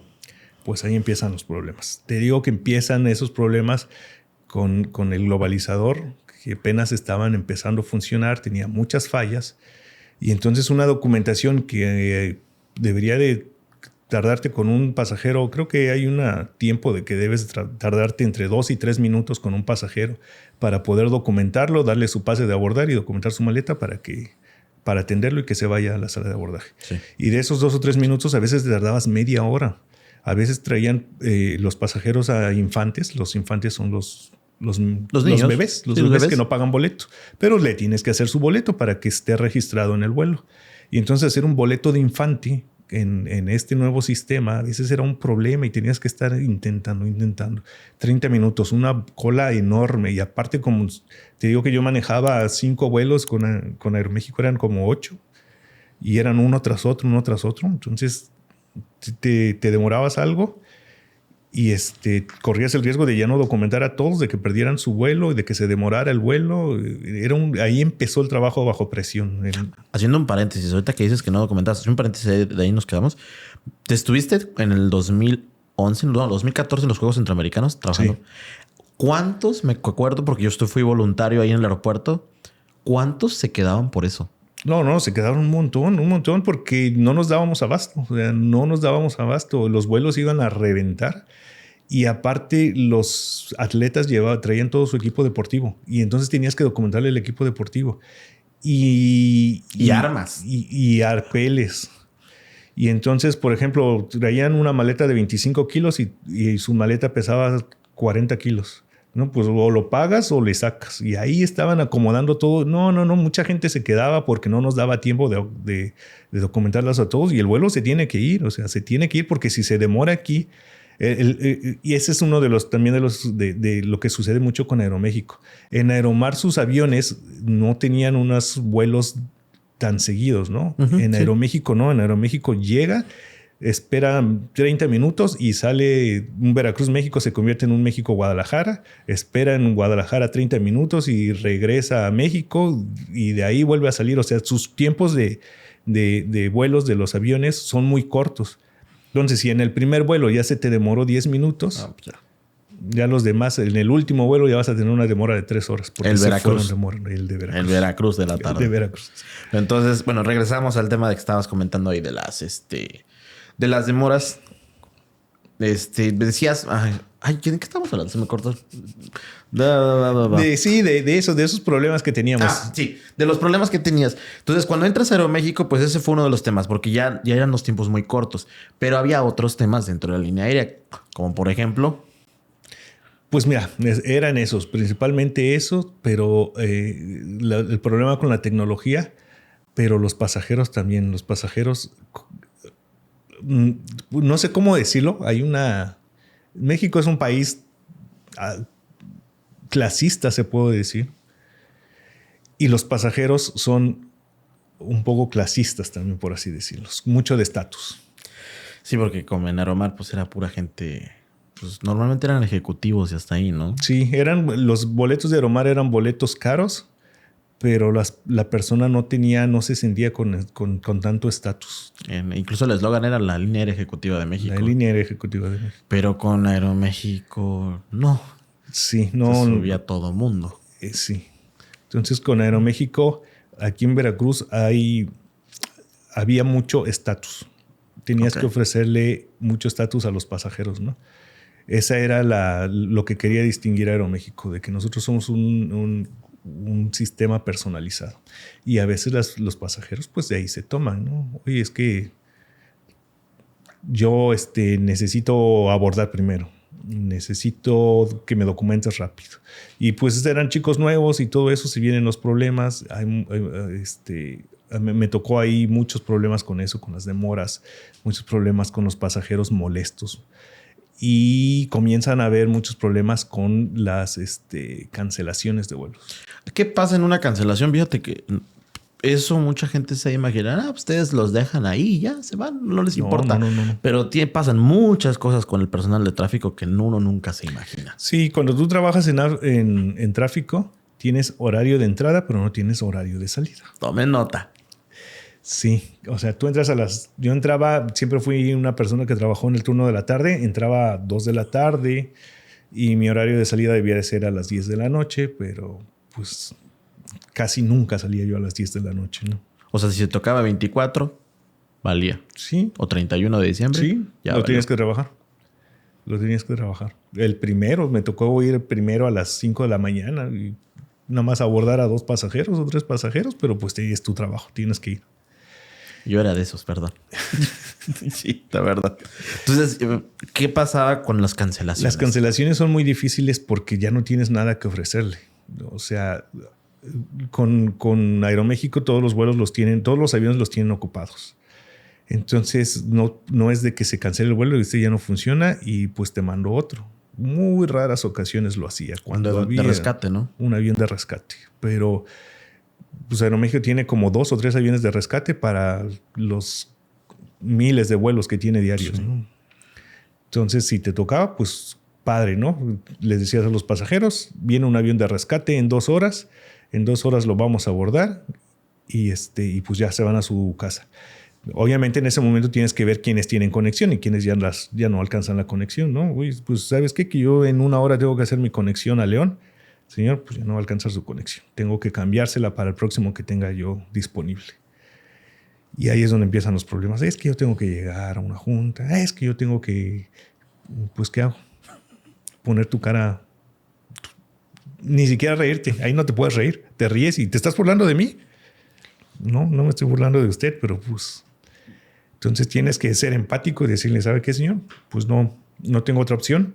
Tengo que ver el próximo vuelo que tenga disponible y mandarlo.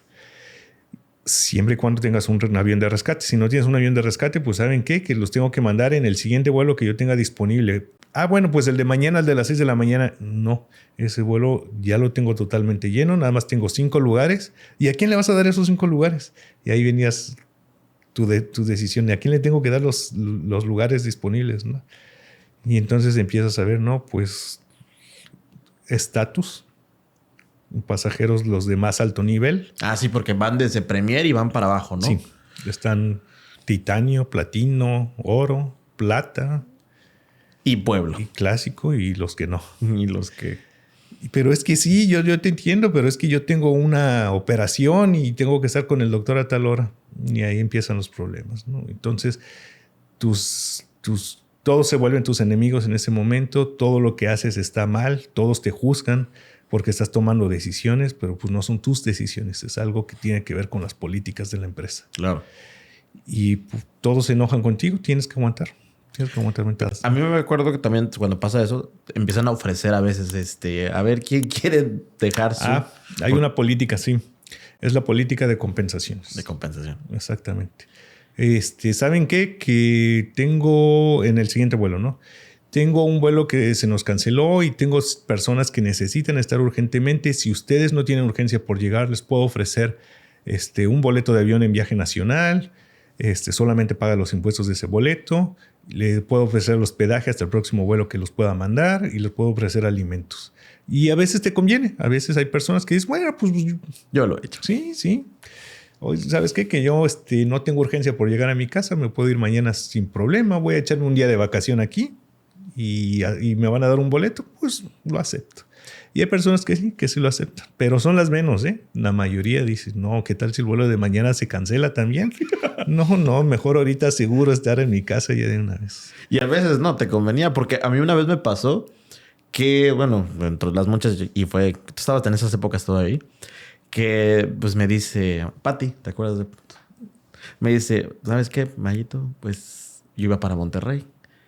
Pues no llegas, porque ya se canceló y ya todo se movió. Ya no hay vuelos hoy. Ok, ¿qué tienes para mañana? No, ni para mañana. Ok, ¿qué opciones tengo? No, pues, ¿te vas a Durango o te vas a Nuevo Laredo? Y me tuve que ir a Nuevo Laredo. O sea, a ese punto ya a veces llegaba. Sí. ¿Qué tal era el caos? Porque, pues, ¿cómo le explicas a un pasajero? Pues, ¿qué crees? No tengo ni en 2 días vuelo. Eso es lo difícil. O sea, eso es lo difícil. En ese momento, pues, tienes que primero tratar de ayudar lo más que puedas. Te digo, yo me ponía en sus zapatos y decía, pues es que tengo que buscar la solución más pronto para hacerlos llegar. Y ellos te decían, pues es que, a ver, ¿qué me puedes ofrecer? No, pues es que a Monterrey ya no tengo nada, es temporada alta. O sea, una semana no tengo ningún solo asiento disponible. Y ahí estaba viendo vuelo por vuelo, ¿no? Pues a ver si se puede cancelar o lo pongo en lista de espera. Y pues no, ni siquiera eso, ¿no? Los vuelos ya sobrevendidos, o sea, no se iba a desocupar ningún solo lugar. Y entonces, ¿qué me puedes ofrecer?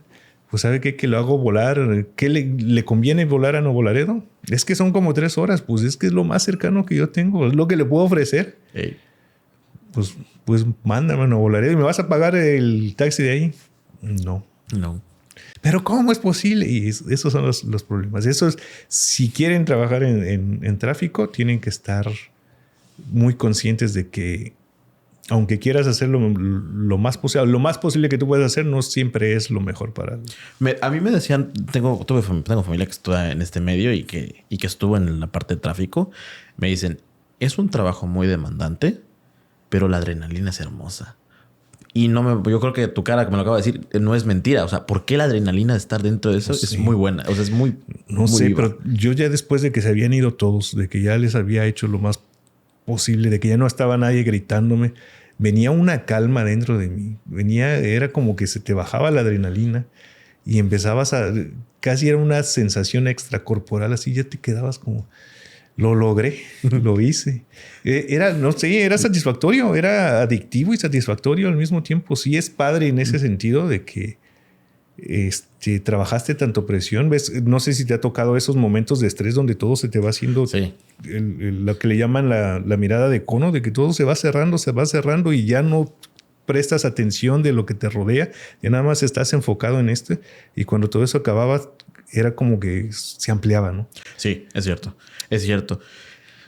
Y en este medio que cada cosa que sucede, porque por ejemplo, no nos vamos a dejar mentir, cuando se cerraba Ciudad de México, ¿qué tal batallaban cuando se les llegaban aviones? Es que sí, como te digo, en esta operación, en este trabajo, no todo depende 100% de la mano humana, ¿sí? Hay muchas cuestiones. Hay problemas de mantenimiento. Me tocaron pájaros que se estrellaron con los aviones. Se cancelaba el vuelo y ¿ahora qué hacemos? No, pues hay que esperar a reparar el avión. ¿Y cuánto te vas a tardar? 4 horas en cambiar el golpe ese. O de plano ya se canceló el vuelo. El avión ya está inoperativo, no va a salir. Y todos mis vuelos están llenos. Pues, ¿qué hago? O se cerraba el aeropuerto por lluvia. Una vez me tocó un señor, ¿no? Veíamos hacia la pista, no se veía. O sea, no se veía. Estaba un aguacero increíble. Y el señor, es que yo tengo una junta en 1 hora. Ya vámonos. Señor, no. ¿Acaso usted ve? Eso a mí no me importa. Pónganle, utilicen sus radares para poder despegar. Señor, si el avión sale allá arriba no va a poder ni volar. Durango. ¿Con quién tengo que hablar para que el avión salga más rápido? Y yo siguiendo, pues con Dios solamente. ¿Quién te va a ayudar en estos casos? Esas cuestiones ya no dependen ni de la maquinaria, ni de... Son factores que...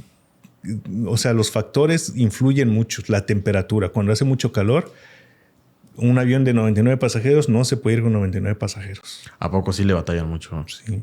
Fíjate, no sabía. Nunca me había imaginado que ese equipo le batallara mucho con la temperatura. Sí, sí. O era... Quería subir los 99 pasajeros, pero dejar 40 maletas. O de plano nada más podía subir a 80 pasajeros. ¿Sí te acuerdas de la noticia que fue reciente en este año, si no estoy mal, de que la Ciudad de México estaba sufriendo de altas temperaturas y que muchos vuelos de Aeroméxico que iban a Asia tenían que bajar gente o tenían que volar a Monterrey o a Tijuana porque no les daba por el combustible? No les daba el combustible para llegar, para hacer la ruta completa.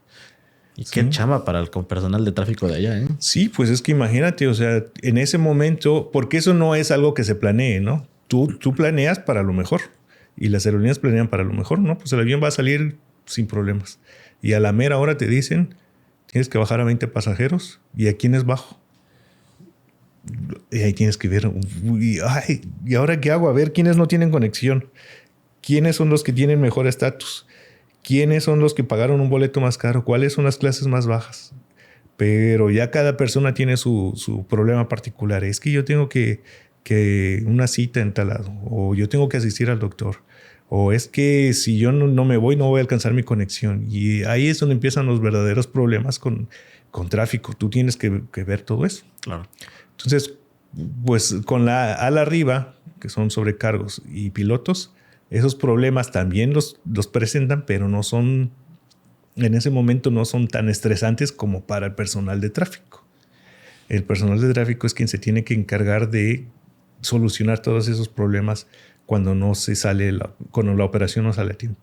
Una cosa que me acuerdo mucho también del personal de tráfico, que es muy, muy elemental. Cuando está en tierra la aeronave y están en el abordaje, pues hay mucho pasajero que también se pone muy intransigente.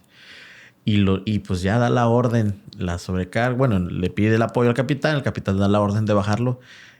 ¿Y qué pasa con ese pasajero que ya lo bajaron y que le tienen que entregar su maleta y todo? ¿Cómo es ese momento? No, esos también son broncas. Porque pues ya hasta los vetan. Sí. ¿Y ustedes así han tenido que atender al que ya vetaron? Sí. ¿Y qué pasó, compañera? No, pues es que ya no vuela. Y ya hablé a la aerolínea y está vetado. Y ahora tú, ¿cómo le explicas? Ahí explícale al pasajero de que ya no va a volar con nosotros. Y con la Guardia Nacional arriba, ¿no? También. Sí. Sí, se complican. Esas situaciones son complicadas. Y eso es lo que mucha gente no ve de ustedes. O de que mucha gente de ustedes tienen que estar aguantando todos esos malos tratos. Estresados, sin dormir, sin comer. Y pues dices, es que es tu trabajo. Sí, pero entiéndanos que nosotros no somos el señor de arriba que puede hacer que todo esto se abra. Sí, o sea, nosotros como usuarios, cuando algo nos sale mal, nos enojamos. Y es algo totalmente comprensible, ¿no? Claro. pero ven al personal de tráfico como el villano, como él es el responsable. Por su culpa yo no voy a disfrutar lo que yo ya pagué. Y ahí es donde viene el descargo de la frustración, ¿no? Entonces, pues con alguien me tengo que desquitar y tú eres la cara de la empresa. Me enojé con la empresa, pero tú eres quien está dando la cara. Entonces tú eres el responsable. Y ahí empiezan a gritar, a insultar, agresivos. Ha habido personas... Sí, a mí nunca... Gracias a Dios nunca me tocó. Nunca. Pero sí tuve compañeros a los que sí los llegaron a golpear. Una vez un señor de lejos le soltó un golpe al compañero y le dio en la esquina. Wow. Entonces, sí, o sea, es la primera cara. Comprensible, no es justo. Yo lo comprendía. No se me hacía justo que se desquitaran conmigo, pero lo comprendía y trataba de hacerlo mejor. Entonces tienes que tener mucha paciencia en este trabajo. Mucha paciencia. Tienes no tomarte las cosas personal y comprenderlos. No te están descargando su frustración contigo, pero el problema no eres tú. No lo tomes como que tú eres el problema. Aguántate. Todas las cosas siempre se resuelven, gracias a Dios. Todo siempre se resolvía. De alguna u otra forma siempre se encontraba una solución. Así que va a pasar y el mal momento y ya después como si nada.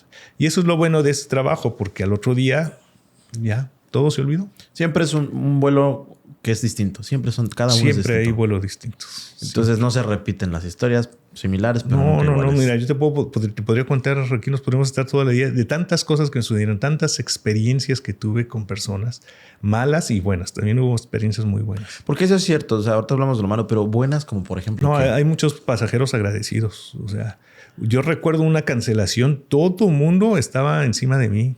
Y yo pues dándole la información que yo tengo, ¿no? Sí. ¿Saben qué? Se canceló por esto. Pero ¿qué opciones nos tienes? Pues estas opciones. Pero estas no nos convienen. Pues son las que tenemos. Y entonces todos empezaron a poner muy agresivos. Y salió una persona a defenderme. Y me dijo una señora: oye, no se desquiten con el chico. El chico está haciendo todo lo posible. No, señora, es que usted también. A ver. Y esa señora tenía un don para calmar a la gente. Empezó a platicar. A ver, pónganse ustedes en sus zapatos. Hagan esto y esto y esto. Y los calmó a todos. Y me dejaron trabajar en paz. Y ya luego la señora me pidió disculpas en nombre de todos, que ella fue la que me ayudó. Y quien tenía que pedirle la disculpa yo, porque pues nosotros fuimos los que le cancelamos su vuelo, ¿no? Pero hay personas así. Teníamos muchos clientes que conocíamos ya de años atrás. Así como en Dragon Ball Z, que al principio eran tus enemigos. Y después de tantas experiencias que tuvieron, ya hasta llegaron, ya se canceló otra vez, Omar. No, pues no te preocupes, ya a ver qué me puedes ofrecer, ¿no? Pero no te preocupes, se volvían tus amigos. Luego me llegaban regalos. Ahorita en esta época de diciembre nos llegaban muchos regalos, muchos pasajeros. Y era padre, eso era lo padre, poder ayudar a la gente y que reconocieran que tú estabas haciendo tu mejor trabajo. ¿Te enamoraste de este medio? Sí, de la aviación, sí. Yo nunca he sido una persona pasional y mi esposa sí es de que los aviones y todo. A mí los aviones me gusta, pero no tanto, ¿no? Pero sí, del trabajo sí. Sí fue algo que me gustó mucho, trabajar en la aerolínea. Me llenaba y no sé, como tú dices, esa adrenalina es rara. Es rara, es un trabajo raro, es un trabajo adictivo. Sí, es raro, es adictivo, pero aparte de todo ello, pues actualmente ya no estás en el medio de la aviación, estás en algo de atención al cliente, pero ¿qué tal te formó como profesionista? No, toda la experiencia que obtuve, no solamente en la especialidad de las aerolíneas, sino me dio carácter, me forjó carácter, me dio muchísima paciencia, me enseñó a ver el lado positivo de las cosas. Yo ya no me despierto para ver lo malo, sino veo lo bueno. Con ese trabajo yo ya veía las cosas buenas. Yo decía, bueno, pues se va a demorar un vuelo. Bueno, no importa, ahorita lo sacamos. A ver. Yo ya iba con otra actitud. Al principio era muy estresante de que yo, ay, ¿ahora con qué va a salir? Que decías, te levantabas en la mañana y veías la neblina y decías, ya se demoraron 3 vuelos. Y ya ibas preocupado. Y ya conforme fue pasado el tiempo, no pasa nada. Ya lo he hecho antes, lo voy a hacer. Entonces me forjó un carácter y me dio mucha positividad. Veo a las personas ya no con desconfianza, veo a las personas yo sé que las personas tienen el lado bueno y entonces es algo padre. Es trabajar con las personas, aprendes mucho. Aprendes mucho en la atención al cliente. No es para todos. Pero los que trabajan en atención a clientes aprenden mucho. No es un trabajo para que dures toda tu vida ahí, pero sí para aprender y conocer. Eso es cierto. Mucha gente que está ahí pues, trabaja por temporadas muy cortas y ya. Porque pues sí es muy exigente. Bastante exigente y aparte de ello, pues entregas mucho tiempo de tuyo que no puedes también pasar con tu familia porque muchos han de pensar, pues es un horario de oficina. Lo acabas de decir. Si tienes tu hora de oficina, por así decirlo, pero no tienes horario de salida. Y muchas veces, ¿cuántas veces no te tocó pasar más de las 12 de la noche que... No, sí. Había vuelos en los que mi hora de salida por lo regular era a las 11, ¿no? Esperar el vuelo de la pernocta, que era el último vuelo que se quedaba a dormir ahí. Y después de eso ya te podías ir. Pero ese vuelo de la pernocta a veces no llegaba, a veces llegaba muy tarde, a veces llegaba con reclamos de equipaje. Tenías que levantarle reclamos de equipaje a 50 pasajeros que no les llegó su maleta. Entonces, pues horario de salida no tenías, ¿no? ¿Qué era lo bonito antes? Nunca ha sido la remuneración, súper remuneración el trabajo, pero se vivía bien. Antes estaba más o menos pagado, ¿no? Tenías un buen nivel y las prestaciones eran muy padres antes. Eso era lo que iba. ¿Qué tal eran las prestaciones? Porque yo me acuerdo que era una chulada. Sí. O sea, prestaciones más que las de ley, ¿no? Tenías tus aguinaldos, fondo de ahorro, caja de ahorro, pero a nosotros los que nos llamaba mucho la atención eran los boletos. Nos daban boletos, ¿no? De esos boletos tú nada más pagabas los impuestos y te ibas a donde tú quisieras. Entonces yo recuerdo que me fui 2 veces a Japón. Y cada boleto me costó 1,800 pesos ida y vuelta. Entonces, eso era lo padre. Ese tipo de prestaciones era lo padre. Y por eso aguantabas también luego mucho, ¿no? Aunque no tuvieras atención al cliente, aguantabas porque esas eran las prestaciones que te motivaban para ir a trabajar y para estar ahí. Para continuar ahí. Exactamente. Muchos de mis compañeros por eso estaban ahí, porque pues a pesar de que el trabajo no era de su agrado, ese tipo de prestaciones que quieras conocer o no culturas, el ir a otros lados, y pues es una experiencia muy, muy padre, ¿no? Entonces era parte de por lo que muchos aguantaban antes. Ahora pues ya ha cambiado mucho. ¿Qué pasó actualmente? Porque ¿en qué años tú saliste de...? Yo me salí en el 2018. 2018. Estuviste buen rato. No, estuve en el 2020 casi. O sea, saliste en la pandemia. Salí un poquito antes de la pandemia, como 3 o 4 meses antes de la pandemia. Iniciando 2020, entonces fue. ¿Y qué pasó después? Porque, pues bueno, tú estabas en Aeroméxico Servicios. Estaba en Aeroméxico ya directamente. Ya estabas en Aerovías de México. ¿Qué pasa? Porque pues tú te sales. ¿Qué pasa después? Mira, con Aeroméxico hubo muchas épocas de evolución. Te digo que antes era Aerolitoral. Después llegaron ciertos socios y cambiaron la forma de trabajar. Antes era una empresa, si hasta lo quieres ver, un poco familiar en Aerolitoral. Después llegan otros dueños y deciden cambiar las cosas. Todavía estaba padre. Ahí fue donde yo entré a trabajar directamente en Aeroméxico. Pero ya después con otros dueños que llegaron cambiaron las cosas. Hubo reestructuración. De que, ¿sabes qué? Son demasiados personas, lo pueden hacer con menos. Cambiaban los procedimientos de que ahora tienes que decir esto y tienes que hacer esto. Muy robotizado el asunto, ¿no? Y cuando yo me salí fue por una reestructuración nuevamente porque se vuelve Delta el socio mayoritario de Aeroméxico. Okay. Pero Delta, para poderse volver el socio mayoritario de Aeroméxico, dice, ¿sabes qué? Estás gastando muchísimo dinero con empleados. Tú puedes hacer tu trabajo con la mitad de ellos. Y hay un recorte impresionante en ese momento a nivel nacional. Y ahí fue donde me tocó a mí. Me tocó salirme en ese recorte. Y desafortunadamente viene lo de la pandemia y va para abajo. Los números se fueron para abajo. Ya no les daba para tener a todo el personal. Y entonces deciden utilizar los servicios de outsourcing. Ahora son empresas terceras que les trabajan a Aeroméxico, al menos a niveles de agentes de servicio, que son lo que yo trabajaba. Solo los mandos grandes en las estaciones, los mandos altos son los que trabajan directamente para Aeroméxico, pero la mayoría son outsourcing. Les trabajan en terceras empresas a Aeroméxico. Y obviamente pues se acaban todas esas prestaciones, las remuneraciones bajan mucho. Entonces ya no es un trabajo que sea tan Como antes, ¿no? Sí, o sea, nunca ha sido muy, muy agradable, pero te digo, aguantabas por las prestaciones que tenías.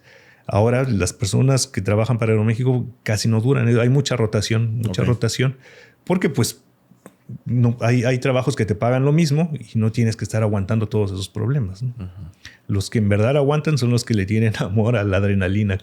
Y que hay muchos de muchos años ahí, ¿eh? Hay muchos de muchos años. Que pues también esa es otra, ¿no? Toda tu experiencia la tienes en las aerolíneas. ¿A dónde más te puedes mover? No hay mucho para dónde irte. Pues te tienes que emplear con lo que haya disponible. Y bueno, ¿y qué pasa con Omar hoy en día? Porque pues ya no está en la aviación, hablando en el tema de atención a clientes.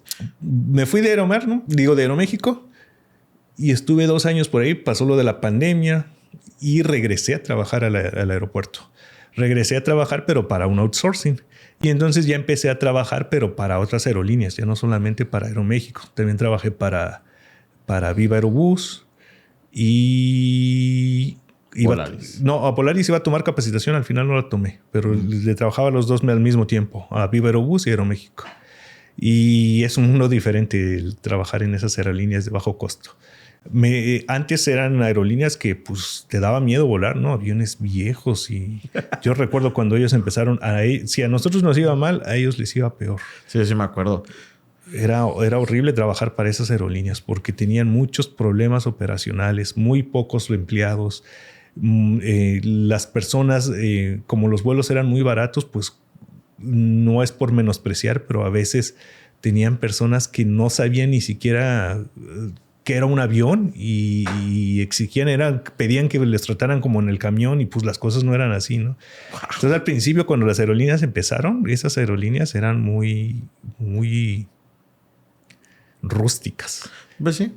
Pero ahora me sorprende. La verdad es que la tecnología que tienen ahora esas empresas, Volaris y Viva, hablando de ellas, ya no le piden nada a un Aeroméxico.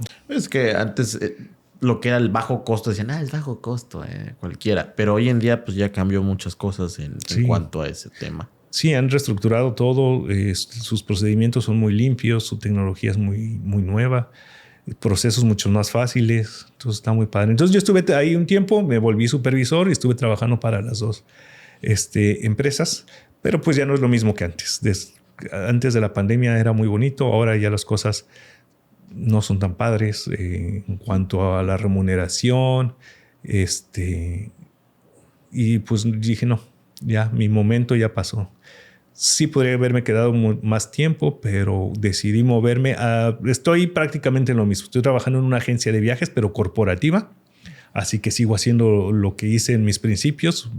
Boletos, hoteles, rentas de autos, pero ya a niveles empresariales. Ya es completamente otro trato. Sí, y desde casa. O sea, ya trabajo desde casa. Ya entraste a otra faceta. Sí, ya ahora ya estoy en mi época zen. Ya nada me molesta, ya estoy contento, ya no me pueden gritar, ya nadie me grita. Entonces, bueno. En atención a clientes. En atención a clientes, claro está.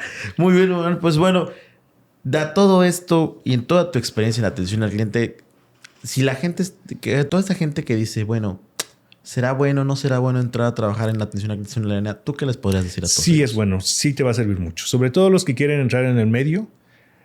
Te estoy diciendo chicos que están estudiando para pilotos o para sobrecargos. Los que quieren entrar al medio, ¿no? Los que quieran entrar al medio o los mecánicos o los despachadores.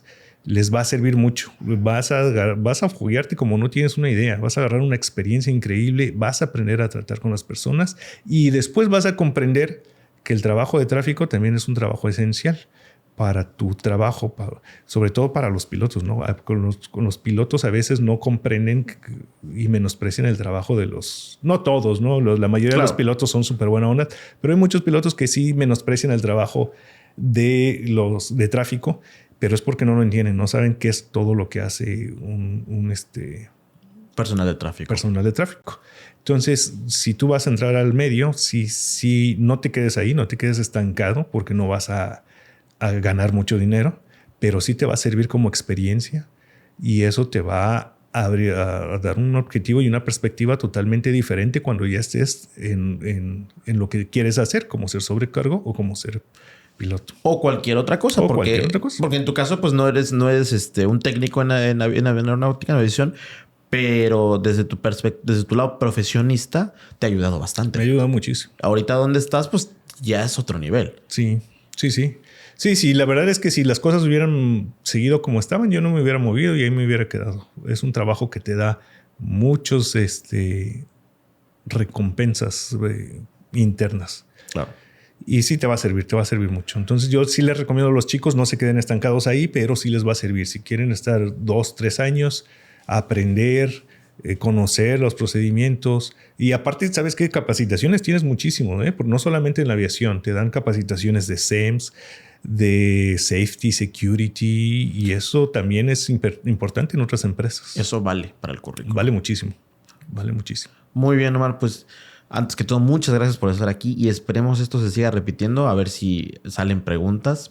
Hacemos una segunda sesión. Sí, porque mucha gente debe creer que, pues, o creía ya con base a esto, que pues ustedes no hacían mucho. Que nada más eran la cara y nada más daban boletos y vendían boletos. Pero realmente hay muchas cosas tras bambalinas de las cuales no se dan cuenta para que ellos lleguen a su destino, ¿no? Sí.